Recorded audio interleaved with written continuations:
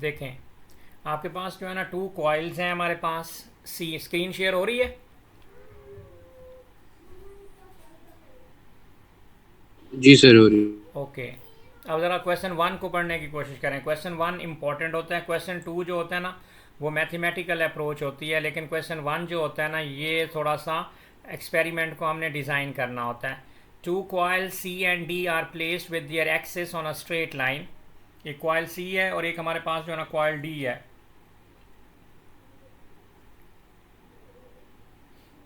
अब सबसे इंपॉर्टेंट जो चीज़ है, a register of resistance R is connected in series with coil C. Coil C के साथ ये रजिस्टर सीरीज में लगा दिया गया है। अ changing magnetic flux of frequency f in the coil. Changing magnetic flux, जो मैग्नेटिक फ्लक्स होता है, एफ इज इक्वल टू आपके पास जो है ना phi is equal to B A cos theta. Phi is equal to B A cos theta और sine theta. B magnetic flux density होती है, ए क्रॉस सेक्शनल एरिया होता है। तो जो मैग्नेटिक फ्लक्स डेंसिटी और क्रॉस सेक्शनल एरिया, मतलब अगर आपसे कहें कि ये एक सरफेस एरिया है, यहाँ पर ये एक सरफेस एरिया है, इसमें से ये मैग्नेटिक फील्ड लाइंस क्रॉस कर रही हैं, इसमें से तीन मैग्नेटिक फील्ड लाइंस क्रॉस कर रही हैं। यहाँ पर जो है ना ये कोई और सरफेस एरिया है, यहाँ पर जो है ना बहुत ज़्यादा मैग्नेटिक फील्ड लाइंस क्रॉस कर रही हैं। तो यहाँ पर मैग्नेटिक फ्लक्स डेंसिटी ज़्यादा होगी, ज़्यादा लाइंस क्रॉस कर रही हैं तो मैग्नेटिक फील्ड का जो इफ़ेक्ट होगा वो ज़्यादा होगा, तो मैग्नेटिक फ्लक्स का जो चेंज है वो ज़्यादा होगा। Magnetic flux is actually cutting of the field lines with the conductor. आप किसी सरफेस एरिया के साथ फील्ड लाइंस को जब आप इंटरेक्ट करते हो तो फिर आपको चीज़ें आसानी से समझ आना शुरू हो जाती हैं। अब यहाँ पर चीज़ हमें जो है ना समझ नहीं आ तो रही। सर जी, मुझे पेपर ही नहीं मिल रहा। मैंने सारे 23 के सारे पेपर चेक कर लिए, मिल ही नहीं रहा। मुझे लगता है जब आपने बेटा बुक मंगवाई थी ना, ये लेटेस्ट 23 के अक्टूबर नवंबर के अभी रिलीज़ हुए हैं, पिछले 15-20 दिन पहले। ये आपको ऑनलाइन देखना पड़ेगा। एक। शायद इसलिए आपको जो है ना ये पेपर उधर से नहीं मिल रहा। रीज़न ये है कि उस टाइम जो है ना ये वाले पेपर आए ही नहीं थे।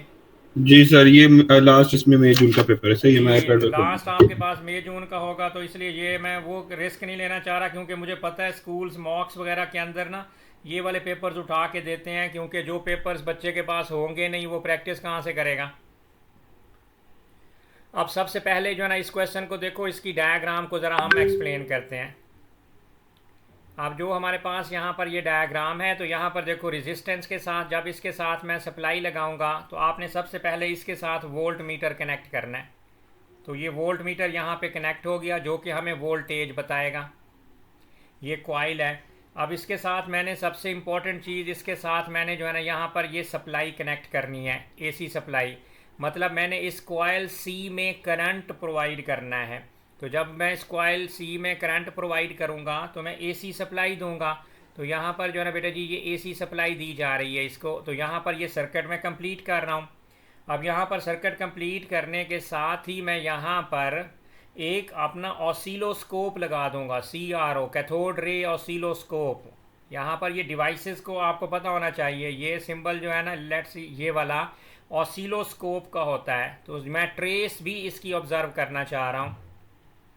जो बच्चा लेबल्स करेगा अच्छी तरह से डायग्राम को, वो, क्योंकि ये प्रैक्टिकल आपके पास अटैचमेंट है। तो दिस इज़ योर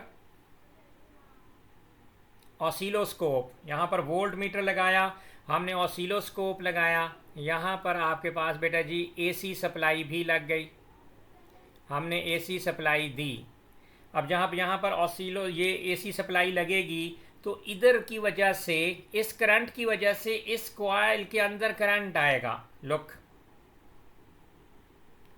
यहाँ पर इस कॉइल की, यहाँ पर इस कॉइल में, यहाँ पर मुझे एक और ऑसिलोस्कोप लगाना पड़ेगा। यहाँ पर जब मैं दूसरा ऑसिलोस्कोप लगाऊंगा, ये मेरे पास दूसरा ऑसिलोस्कोप है, और यहाँ पर मुझे ईएमएफ ऑब्जर्व होएगी ड्यू टू मैग्नेटिक फ्लक्स। तो यहाँ पर मैंने एक और ऑसिलोस्कोप लगा दिया।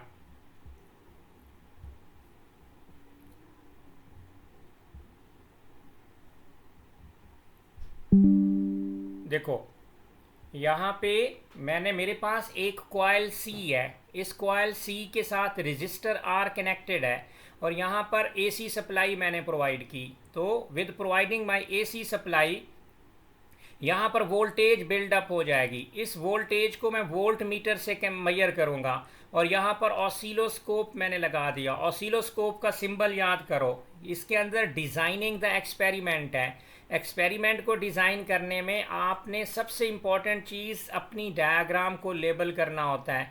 ये 15 मार्क का क्वेश्चन होता है जिसमें से लेबलिंग ही डिसाइड करती है आपके डिज़ाइनिंग द एक्सपेरिमेंट को, कि आपने प्रैक्टिकल कभी ज़िंदगी में किए थे कि नहीं किए थे।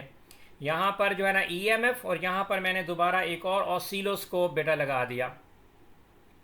पॉइंट्स नोट करते हो माहीन, आप फिर कंफ्यूज हो जाते हो। ऑसिलोस्कोप हैदर आप भी। सो ऑसिलोस्कोप आपने यहाँ पे लगा दिया, तो ड्यू टू ऑसिलोस्कोप यहाँ पर ईएमएफ जो है ना हमारे पास ऑब्जर्व होना शुरू हो जाएगी। अब आगे आपने क्या करना है जी? सर अभी काम कंप्लीट हुआ? नहीं सर, इसमें करंट आ चुका है। तो करंट आ चुका है तो बेटा जी यहाँ पर आपको करंट मेजर करने के लिए एक और चीज़ भी देखनी चाहिए। आपको यहाँ पर एमीटर लगाना चाहिए। आप यहाँ पे एमीटर लगा दो। एमीटर ने आपको करंट मेजर करके दे देना है। जो जो चीज़ आपके माइंड में जो चीज़ें आना शुरू हो जाएं कि सर ये वाली चीज़ मेरे इस एक्सपेरिमेंट के अंदर मुझे हेल्प आउट कर सकती है, तो आप वो फिट करते जाओ। अभी तक मुझे वोल्ट मीटर, ये मेरा वोल्ट मीटर है तो मैं यहाँ पर लिखूँगा। मैं सारा कुछ यहीं पर लिख रहा हूँ, हालांकि आपको अलग से एक जगह नीचे मिली होती है डायग्राम के लिए। रूल ये होता है कि आप इस पूरी डायग्राम को कॉपी करो। किधर कॉपी करो? जहाँ पर डायग्राम के लिए जगह दी है उसने। ये देखो, असल में वो यहाँ पे काम करवाना चाह रहा होता है। आपने अपनी असल उसको यहाँ पे कॉपी करना होता है। कॉपी करने के बाद फिर आपने ये सारा कुछ ऐड करना है। तो क्या मैंने यहाँ से कॉपी करना मुनासिब नहीं समझा, जहाँ पर उसने बनाई हुई थी मैंने इसी के ऊपर ही बेटा जी आपको ये सारा काम करके दे दिया। कॉइल सी थी, कॉइल सी के अंदर बेटा जी हमने अल्टरनेटिंग सप्लाई, अल्टरनेटिंग करंट यहाँ पर दिया और इसके साथ रेजिस्टेंस के साथ मैंने वोल्ट मीटर लगा दिया। तो बिकॉज ऑफ वोल्ट मीटर मुझे वोल्टेज मेजर होना शुरू हो जाएगी। ऑसिलोस्कोप के ऊपर मेरा जो है ना रिजल्ट आना शुरू हो जाएगा। एमीटर मुझे करंट बताना शुरू कर देगा। And due to magnetic flux इस कॉइल डी में भी ईएमएफ आ जाएगी। ये चीज़ समझनी है आपने। देखें, हम ये समझना चाह रहे हैं कि भाई देखो, अब वो कह रहे हैं कि भाई जब आपने सर्किट को सेट कर दिया, a changing magnetic flux of frequency f in coil C causes an electromotive force E to be induced in the coil D. तो ये कहाँ से आ गई? इसमें तो ना तो मैंने कोई एसी सप्लाई दी, देखो गौर से, मैंने ना यहाँ पर कोई इलेक्ट्रिकल कनेक्टिविटी नहीं दी। इधर की वजह से इधर मैग्नेटिक फ्लक्स होता है, तो इस मैग्नेटिक फ्लक्स की वजह से मैग्नेटिक फील्ड लाइंस इसमें इंड्यूस होती हैं। तो इस इंडक्शन की वजह से, मैग्नेटिक फ्लक्स की वजह से बेटा जी इस दूसरी कॉइल डी में करंट आता है और मेरा ये वाला ऑसिलोस्कोप भी बेटा ईएमएफ शो करना शुरू कर देता है। तो ट्राई टू अंडरस्टैंड कि इस सर्किट में ई क्यों आया? Because of magnetic flux. इस मैग्नेटिक फ्लक्स की वजह से दूसरी कॉइल डी में यहाँ पर इंड्यूस्ड हुई। So a changing magnetic flux, पहले एक्सपेरिमेंट को समझा करो फिर आसान हो जाता है। In a coil because electromotive force E to be induced across the terminal coil, आपके पास है डी। इट इज सजेस्टेड कि ये एक्सप्रेशन है where V is the potential difference across the resistor and coil C and P and Q are constant. अच्छा, mentioned constant, remember this thing, P and Q ये mentioned constant हैं, इनको नहीं लिखना आपने, इनके कोई मार्क्स नहीं होते। हमने स्टार्ट ऑफ क्वेश्चन नंबर 1 में ये आइडेंटिफाई करना है कि कोई कांस्टेंट मेंशन तो नहीं हो चुका। अगर कोई कांस्टेंट ऑलरेडी मेंशन है तो वो मेंशनड कांस्टेंट है, और mention constant is not allowed to write in the first step, जो अब आगे सिखाऊंगा। मेंशन कांस्टेंट, वो कहता है कांस्टेंट लिखो, तो आपने इधर से देखना है और इसको नहीं लिखना, ये मेंशनड हो चुका है। प्लान, अब यहाँ पे अगर एग्जामिनर स्टार्ट हो रहा है, plan a laboratory experiment to test the relationship between E and F. E और एफ के दरमियान में रिलेशनशिप बताओ। Draw a diagram showing the arrangement of your equipment. ये मैंने सारी डायग्राम ऊपर बना दी। Explain how the results use to determine the value of P and Q की वैल्यूज़ भी हमने बेटा निकालनी है। And in your plan you should include, ये प्रोसीजर टू बी फॉलोड, ये बकवास है, हर जगह पे लिखा होता है, आपने इसको इग्नोर ही मारना है।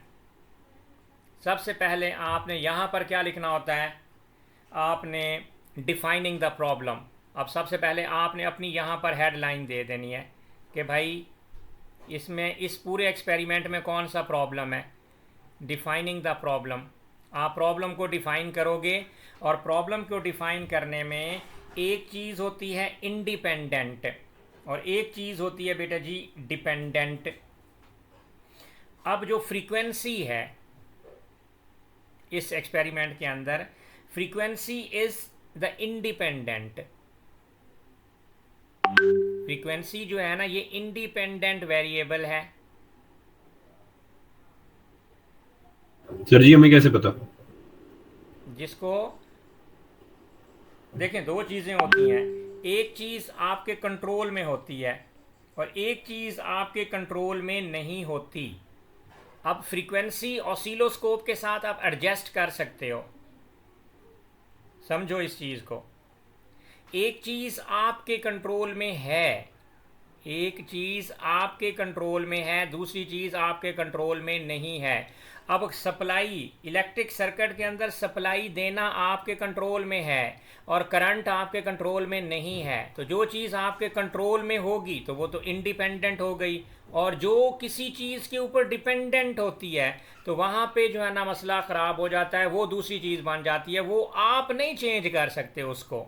याद रखो, एक चीज़ आपके कंट्रोल में है। देखो, अगर किसी की सर्जरी होती है तो सर्जरी डॉक्टर के कंट्रोल में है, वो इंडिपेंडेंट इवेंट है। डेथ हो जाना पेशेंट का डिपेंडेंट है सर्जरी के ऊपर, तो पहले सर्जरी होती है, ये क्रोनोलॉजिकल आर्डर है। जो चीज़ पहले हो फिर एक्सपेरिमेंट चले। तो अब ये देखो, अगर आपसे कहते हैं कि वो बीकर है आपके पास और बीकर के अंदर पानी है, सरफेस एरिया और रेट ऑफ इवेपोरेशन है, तो पहले आपके पास क्या होना चाहिए, सरफेस एरिया, वो आपके कंट्रोल में है। रेट ऑफ इवेपोरेशन हमारे कंट्रोल में नहीं होता तो वो फिर डिपेंडेंट में चला जाएगा। तो यहाँ पर फ्रीक्वेंसी आपके कंट्रोल में, तो ये इंडिपेंडेंट वेरिएबल।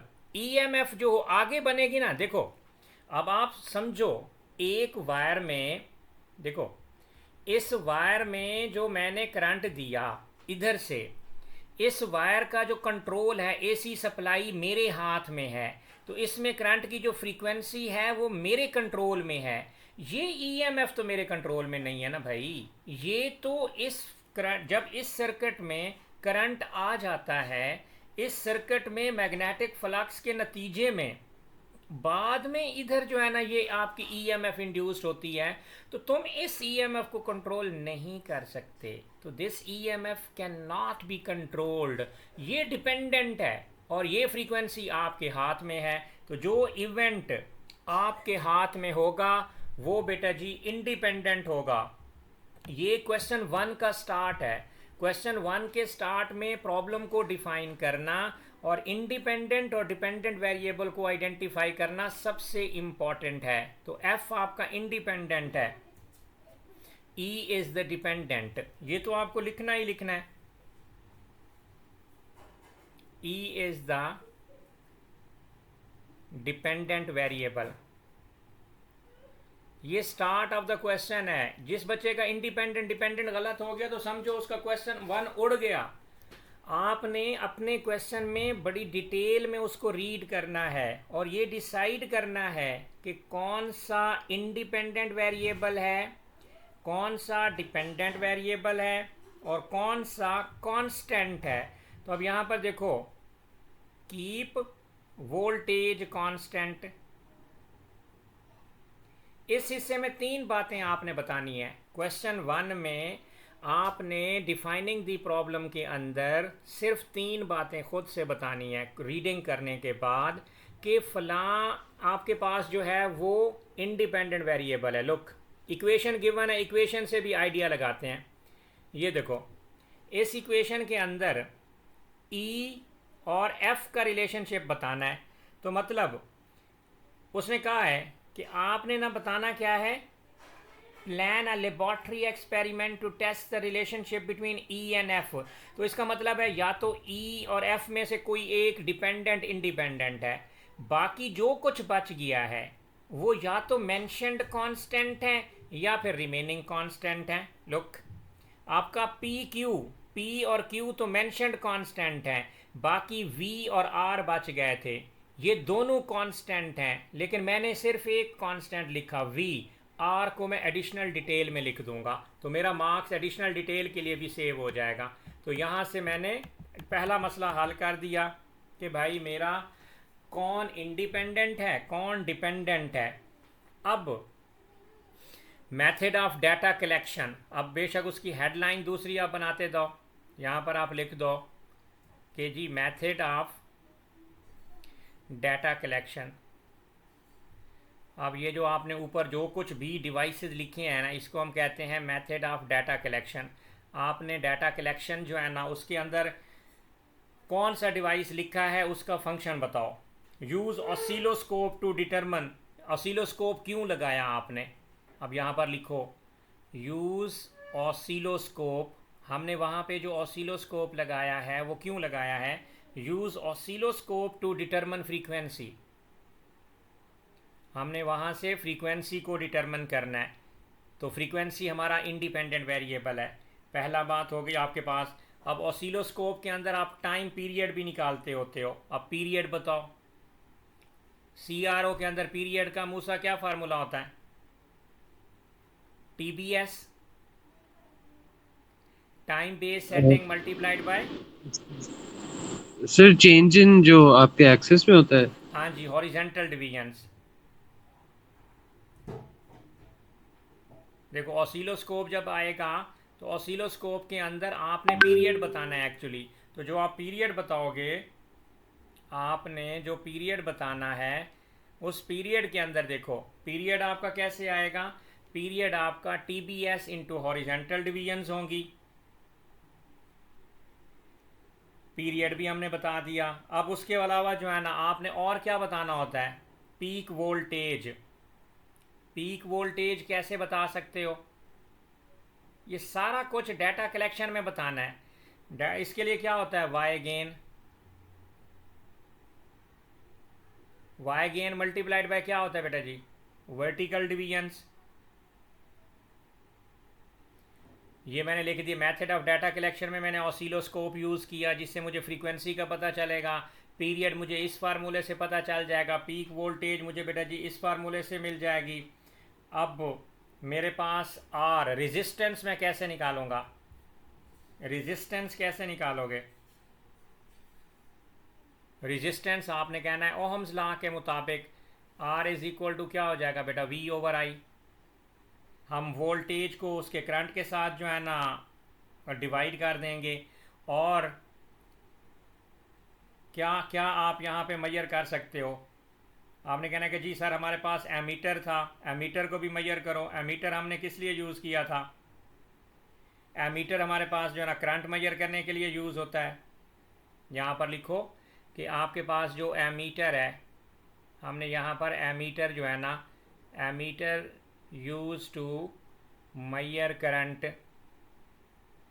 एमीटर जो है ना आपका करंट मेजरमेंट यूज़ करने के लिए, करंट मेजर करने के लिए जो है ना आपको यूज़ होगा।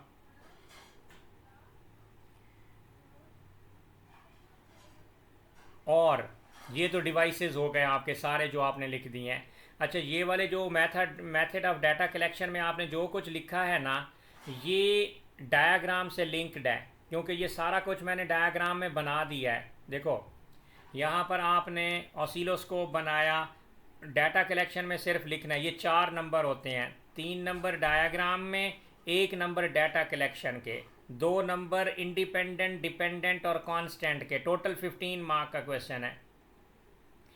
आपने ऑसिलोस्कोप का फंक्शन बताना है, वोल्ट मीटर के लिए आपने बताना है। उसके बाद जो है ना यहाँ पर एक सेफ्टी प्रिकॉशन बता दो। यहाँ पर सबसे इम्पॉर्टेंट चीज़ एक सेफ्टी प्रिकॉशन बताओ, इस एक्सपेरिमेंट में कौन सी सेफ्टी प्रिकॉशन आपको यूज़ करनी पड़ेगी Haider? What is the safety precaution over hair?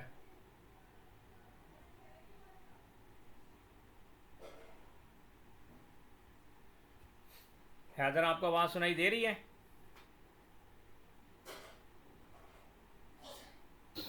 Sir open wires के बारे में लिख सकते हैं, ओपन वायर का क्या मतलब? वो करंट ना लग जाए वगैरह वगैरह। ओपन वायर कौन सी होती है करंट ना लगे? नहीं, वो सेफ्टी ग्लव्स पहनेंगे, रबर ग्लव्स ग्लव्स। पहनेंगे। Use gloves to handle hot coil. याद रखो इलेक्ट्रिसिटी में वायर्स ओपन नहीं होती, ओपन होती तो करंट लग जाएगा, नंगी नेकेड वायर थोड़ी यूज़ करनी है। लेकिन यहाँ पे जो ख़तरा होता है वो वायर्स जो होती है ना हीट अप हो सकती हैं, तो यू सिंपली से कि यूज़ ग्लव्स। ये आपकी सेफ्टी प्रिकॉशन होनी चाहिए। एक सेफ्टी प्रिकॉशन तो लिखनी है ऐसी, use gloves to handle hot coil. Hot coil को हैंडल करने के लिए आपको ये करना पड़ेगा। एक सेफ्टी प्रिकॉशंस जो है ना आपने यहाँ पर बेटा जी लिख देना है। उसके अलावा जो है ना मेथड ऑफ डाटा एनालिसिस होता है फिर हमारे पास। अब सबसे इम्पॉर्टेंट जो चीज़ आती है यहाँ पर तीसरी हेडलाइन, एनालिसिस लिख दो या मेथड ऑफ डाटा एनालिसिस। तो जी बस एक ही लिखना है सेफ्टी प्रिकॉशन? हाँ जी, बाकी मैं एडिशनल डिटेल्स में लिखवाऊंगा। देखो एग्जामिनर से मार्क्स लेने की टेक्निक है, इसमें 15 नंबर होते हैं जिसमें से आपको बेटा जी 9 मार्क्स तो मिलेंगे ही मिलेंगे। कैसे समझ लो, डिवीजन ऑफ मार्क्स। आपको डायग्राम बनाने के, लेबल करने के, डाटा कलेक्शन के साथ 4 नंबर मिलेंगे। 3 नंबर डायग्राम लेबल करने के, 1 नंबर डाटा कलेक्शन में हर डिवाइस का फंक्शन बताने के। मतलब आपने ये देखे मैंने पूरी लेबल डायग्राम को लेबल कर दिया। अब मैंने डाटा कलेक्शन में लिखा ऑसिलोस्कोप से मुझे फ्रीक्वेंसी मिलेगी, वोल्ट मीटर से मुझे वोल्टेज मिलेगी, और एमीटर से मुझे करंट मेजर अप हो जाएगा, और रेजिस्टेंस मैं निकाल लूँगा। ये 4 नंबर इधर से मिल गए, 4 मार्क। उसके बाद आ जाओ आप अपने डिफाइनिंग द प्रॉब्लम के अंदर। डिफाइनिंग द प्रॉब्लम्स के अंदर 2 मार्क्स आपके इधर से पक्के हैं। 4+2 जो है ना आपके पास जो है ना बेटा जी 6 मार्क्स आपके पास आ जाएंगे। 6 मार्क्स के बाद एक सेफ्टी प्रिकॉशन का मैयर है, मार्क है, यहाँ पर 1 मार्क इधर से आपको मिलेगा ही मिलेगा। ये 7 मार्क्स हो जाएंगे, और 4 to 5 6 मार्क्स तकरीबन 7। और जो एनालिसिस होता है 2 नंबर इसके भी होते हैं, 2-3 एनालिसिस, तो 9 मार्क्स तक तो तुम सीधे जाओगे। आखिरी पंगा होता है 6 मार्क का, 6 मार्क्स का, 15 मार्क का ये क्वेश्चन है। इस क्वेश्चन में बच्चा अगर 13+ ले जाए ना, 12+, तो वो A* है। इस क्वेश्चन में एग्जामिनर्स की 2 टाइप्स हैं, बड़े स्ट्रिक्ट आपके एग्जामिनर्स होते हैं। वो ये जो क्वेश्चन नंबर 1 है ये प्योर प्रैक्टिकल है, इसमें आपने डिज़ाइन करना है, ऐसा इमेजिन करना है, एग्जामिनर को दिखाना है कि we are actually performing that experiment, हम वो सब कुछ करके दिखा रहे हैं। एनालिसिस के अंदर बेटा जी आपने जो है ना अपनी इक्वेशन लिखनी है। अब एनालिसिस मैथमेटिकल इसके तो फुल मार्क्स हैं 3। E= हमारे पास बेटा जी क्या था वहाँ पर, पहले इक्वेशन देख लेते हैं। हमारे पास जो गिवन है उस इक्वेशन को फिर हम सॉल्व करते हैं। अब यहाँ पर देखें ये इक्वेशन है, E=PFQV, जो भी इक्वेशन है उसको एज इट इज़ लिख लेते हैं। E= हमारे पास यहाँ पर ये इक्वेशन है बेटा, दैट इज़ E= अब यहाँ पर लिखोगे P है हमारे पास, उसके बाद जो है ना यहाँ पर उसकी फ्रीक्वेंसी थी F, और उसके बाद जो है ना ये Q V, और ओवर जो है ना बेटा जी ये R है। जब ऐसी इक्वेशन आ जाए तो आपने इसके ऊपर लॉग ले लेना है दोनों साइडों के ऊपर। आप ln सर जी ले लो क्यू पावर था, जी, वो क्यों नहीं है, वो एफ का पावर था सर जी। QV F का पावर है, जी सर जी। तो ये समझे F की पावर हो गई। लोग ये आपके पास F के पावर हो गए, ये F के पावर हैं Q और V। अब इसके ऊपर मैं ln लगा रहा हूँ, दोनों साइडों के ऊपर आप ln लगा दोगे तो ln sir ji v v v v नीचे ही है, वी पूरा अलग है। हैं। सिर्फ सिर्फ क्यू पावर है सर जी, वी नीचे है। अच्छा ये V नीचे है, मैंने ऊपर देखा नहीं। तो ये V आप कह रहे हो कि इधर है, ठीक है, तो एल एन पी और ये फिर एफ क्यू इसकी पावर है। पी की जो पावर है आप ये कहना चाह रहे हो कि एफ और क्यू इसकी पावर है और साथ इसके वी है, ऐसे? नहीं सर जी, पी नीचे कांस्टेंट है, एफ नीचे है, वी नीचे है, क्यू एक सिर्फ मिनट एफ की यार, पावर है। देख लेता हूँ ये क्या कन्फ्यूजन क्रिएट कर दिया आपने। पी एफ क्यू उसके ऊपर ही है ना, एफ क्यू जो है ना, ये देखे ना, पी के साथ एफ और उसकी पावर क्यू साथ उसने अटैच करके लिखा हुआ है। ठीक है, ये इसको डील कर लेते हैं, ये हमारे पास आ गया। ये पी के साथ एफ और उसकी पावर क्यू है, दोनों साइडों के ऊपर हमने एल एन लगा देना है और नीचे जो है ना बेटा जी ये आर आ जाएगा।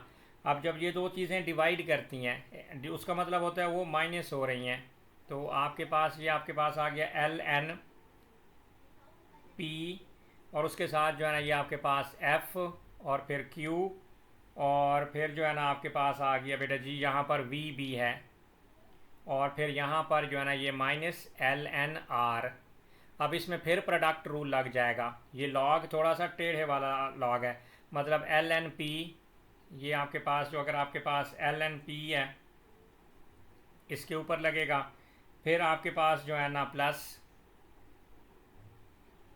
L n f q, f बिल्कुल साथ अलग है, सही कह रहे हो, एल एन एफ और आपके पास जो है ना इसकी पावर जो है ना क्यू और फिर जो है ना ये एल एन वी और फिर माइनस जो है ना ये आपके पास एल एन आर और लेफ़्ट साइड के ऊपर एल एन ई आपके पास ये बनेगा। अब ये सारे जो है ना जिनमें जो है ना वो डिवीजन होती है वो एक्चुअली मल्टीप्लाइकेशन आपके पास आ जाती होती है। अब ये क्यू जो है ना ये नीचे आपके पास आ सकता है, तो यू कैन सिंपली से कि ये क्यू है और ये आपके पास एल एन एफ हो जाएगा और प्लस जो है ना आपके पास दो चीज़ें यहाँ पे मल्टीप्लाई कर रही हैं। लुक, ये एल एन हमारे पास एल एन वी साथ पी और ओवर जो है ना ये आपके पास आर आ जाएगा, तो लेफ़्ट साइड पे हमारे पास एल एन ई है और इधर आर भी डिवाइड हो गया। अब आप इसको इक्वेशन से कंपेयर करो, कौन सी equation? Linear law, y is equal to M X plus C. तो इसमें से सर आप हमेशा हमें ओरिजिनल गिवन इक्वेशन का लॉग लेना है? जी गिवन इक्वेशन लेकिन टेढ़ी थी ना, उसके अंदर पावर के अंदर पावर का चक्कर चल रहा था। देखो ये ओरिजिनल इक्वेशन का ही ले रहा हूँ, वहीं से ही लॉग की प्रॉपर्टीज़ आगे बढ़ना शुरू हो गई। ये देखो पी एफ फिर उसकी पावर क्यू और फिर वी है फिर डिवाइडेड बाई आर है, तो ये लॉग के ऊपर लॉग लग गया, तो इसलिए वो डबल प्रॉपर्टीज़ में मूव कर गया। कैसे देखें, ओरिजिनल इक्वेशन पे मैंने लॉग लगाया पी एफ, तो एल एन पहले जो है ना ये p f v q divide हो रहा है दोनों साइडों पे एल एन, तो l n p f q v, ये नीचे वाला आर डिवीजन, डिवीजन का मतलब क्योंकि एल एन की प्रॉपर्टी याद रखो, l n a over b का मतलब होता है l n a minus l n b, तो यहाँ से आर डिवाइड हुआ, फिर इसके ऊपर प्रोडक्ट था ना ये पी एफ और वी के ऊपर, तो पी अलग हुआ, l n f q v जो है ना ये आपके पास अलग हुआ, वी और ये पी अलग हो गया, ये चीज़ें और अलग हुई, तो 3 दफ़ा लॉग लगाना पड़ गया, इस पे लगा, इस पे लगा और ये फिर पहले से अलग हो चुका था। तो फाइनली चलते चलते y is equal to M x के अंदर आपका जो ग्रेडियंट है वो q है, यहाँ से आपका जो ग्रेडियंट है बेटा जी वो q निकलेगा आपका, और y intercept l n p जो है ना ये आपके पास, इसका आप y इंटरसेप्ट लिखो, आपका जो y इंटरसेप्ट आएगा वो आपके पास आ जाएगा एल एन, आपके पास जो है ना ये पी वी ओवर आर, ये आपका y इंटरसेप्ट है। और अगर आपने इधर से p की वैल्यू निकालनी है तो पहले gradient is equal to q, तो हमने q निकाल दिया, बस ग्रेडियंट निकाल, इधर कैलकुलेशन नहीं चाहिए होती, इधर जस्ट आपने लिखना होता है। उसने कहा q कैसे कैलकुलेट करोगे, q can be calculated by using the gradient, और आपके पास जो y इंटरसेप्ट है वो एल एन के इक्वल है, तो यहाँ पर ये देखो y intercept is equal to l n p v over r. मुझे अगर ये एल एन काटना है तो ये e की पावर y इंटरसेप्ट हो जाएगा, इज इक्वल टू आपके पास बेटा जी हो गया पी वी ओवर आर, तो r को भी उधर ले जाओ, तो p can be calculated r e to the power y intercept divided by v. तो उसने कहा था आप अपना पी कैसे कैलकुलेट करोगे और आप अपना क्यू कैसे कैलकुलेट करोगे। तो हमने उसको पी और क्यू भी कैलकुलेट करना बता दिया कि सर जी हमने ये कैसे कहाँ कहा था कि हमने पी और क्यू, अच्छा ये देखो इधर उसने बोला था ना। Values for p and q, okay. तो ये explain how the results could be use to determine the value of P and q. Q gradient से आपका कैलकुलेट हो जाएगा बेटा जी, और बाकी जो आपके पास है वो वाई इंटरसेप्ट की मदद से हमने जो है ना ये उसको निकाल के जो है ना दिखा देना है। सर इसके अंदर हम लिखेंगे कि ग्रेडियंट कैलकुलेट करने के लिए ग्राफ के ऊपर एक्सेस हम कौन से रखेंगे? अब यहाँ पर लिसन, अब ये उसने बोला हुआ है ना, देखो उसने बोला हुआ है आपको यहाँ पर कि ई और इंडिपेंडेंट हमेशा आपका एक्स एक्सेस पे जाता है और दूसरा आपका वाई एक्सेस के ऊपर जाता होता है ना। अब वाई इंटरसेप्ट है तो आपका ग्राफ ऐसे बनेगा। तो आपने कहना है the relationship would be valid if we obtain a graph of straight line with and that is not passing through the origin. अब स्ट्रेट लाइन ग्राफ अगर आपको मिल जाए, straight line not passing through the origin, क्योंकि y intercept है, not passing through the origin, ये statement भी आपको लिखनी पड़ेगी, तब जाके आपका जो है ना वो बन जाएगा ग्राफ। तो इंडिपेंडेंट ग्राफ आपका एक्स एक्सिस पे चला जाएगा और जो डिपेंडेंट वेरिएबल है वो आपने जो है ना उसके ऊपर लिख देना है।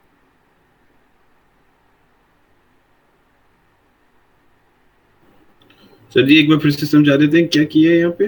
यहाँ पर मैंने सिंपल ग्राफ प्लॉट किया है आपका। अगर क्योंकि जो इक्वेशन हमने बनाई है बेटा, लिसन, आपने लिखना है the relationship will be valid if a straight line is produced passing through y intercept, लेकिन मैंने लिखा है कि passing through origin, not passing through origin. आपका जो ग्राफ है ना वो ओरिजिन से पास नहीं करेगा।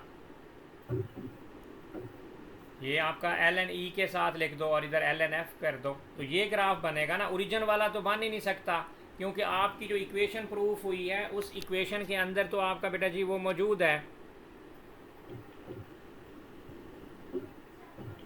ये एल एन एफ है और ये आपके पास एल एन ई है। तो the straight line the relationship would be valid if a straight line is obtained and that is not passing through the origin, और वो ओरिजिन से भी पास नहीं होनी चाहिए, तब आपका जो है ना ये वाला रिलेशनशिप वैलिड होगा।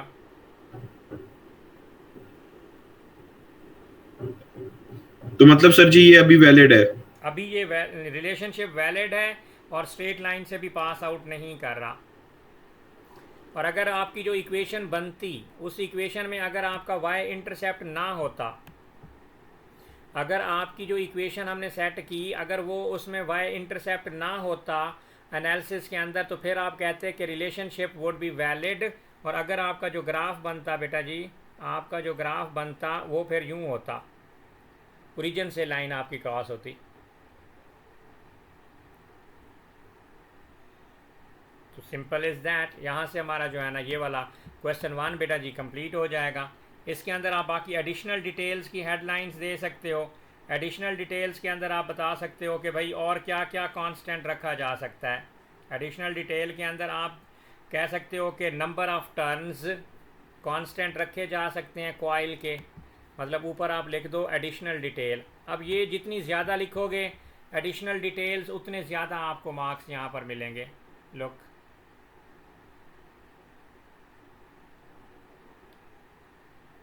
यहाँ पर आपको जितनी एडिशनल डिटेल्स लिखोगे उतने मार्क्स आपको मिलना शुरू हो जाएंगे। आप सिंपल लिख सकते हो कि keep number of turns constant,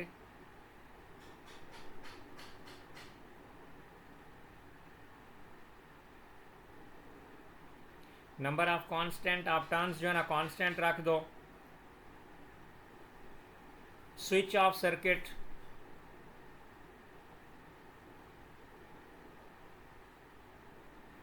when not in used,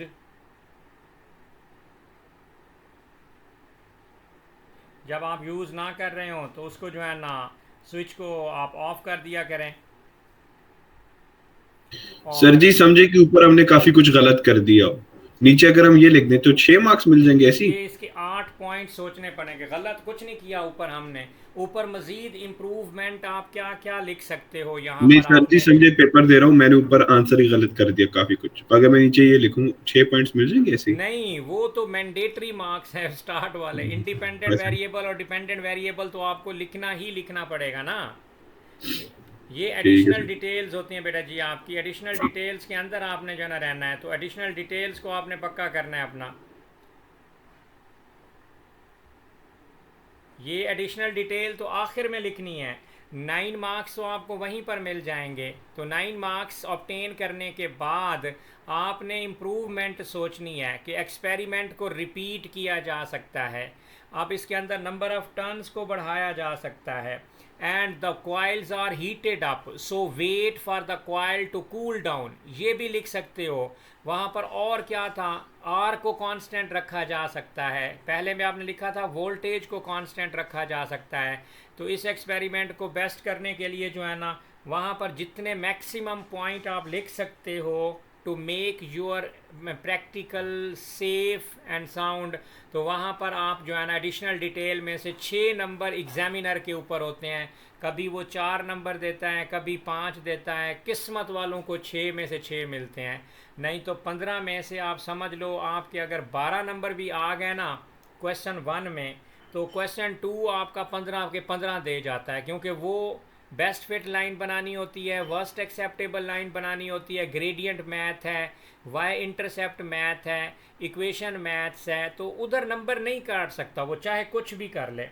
तो उसमें बच्चे 15 आउट ऑफ 15 ले जाते हैं, और इसमें 15 में से 12 भी ले जाएं तो 27, 11 लें 23 के ऊपर ए स्टार है P5 में। 30 मार्क्स के बेटा ये 2 क्वेश्चंस होते हैं।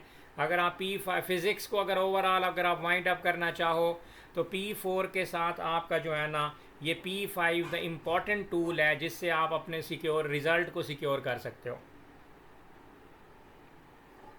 ठीक है।